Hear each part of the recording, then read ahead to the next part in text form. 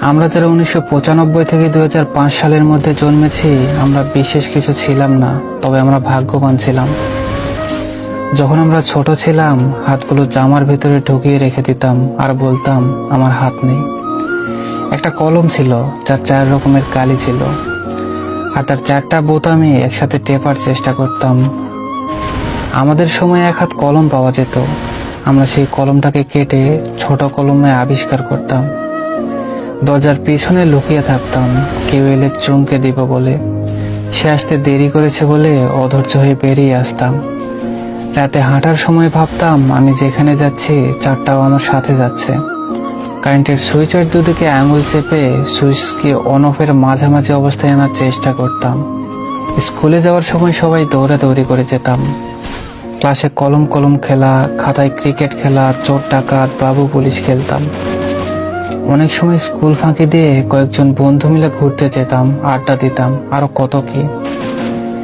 1 টাকার রঙিন কিংবা নারিকেলের আইসক্রিম, হাওয়াই মিঠাই খেতে না পারলে মনটা খারাপ হয়ে যেত। হঠাৎ আকাশ দিয়ে হেলিকপ্টার গেলে সবাই রুম থেকে বের হয়ে আকাশের দিকে তাকিয়ে থাকতাম। স্কুল ছুটি হলে দৌড়িয়ে বাসায় আসতাম মিনা কার্টুন দেখবো বলে। শুক্রবার দুপুর 3টা থেকে অপেক্ষা করতাম কখন পৃথিবীতে সিনেমা শুরু হবে, এবং সন্ধ্যার পর আলিফ লায়লা, সিন্দাবাদ, রবিনহুড, ম্যাকাইভার, হাতিম দেখার জন্য পুরো সপ্তাহ অপেক্ষা করতাম। ফলের গুটি খেয়ে ফেললে দুশ্চিন্তা করতাম পেটের ভেতর গাছ হবে কিনা। মাথায় মাথায় ধাক্কা লাগলে শিং গজানোর ভয়ে আবার নিজের ইচ্ছায় ধাক্কা দিতাম।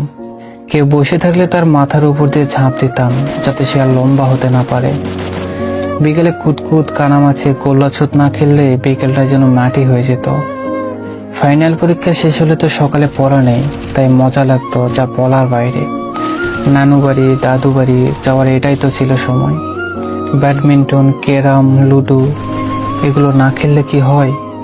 ডিসেম্বর মাস ও শীতকালটা আমাদের ছেলেবেলায় এমনি কালারফুল ছিল। তবে ডিসেম্বরের 31 তারিখ যতই আগায় আসতো, মনের মধ্যে ভয় ততই বাড়ত।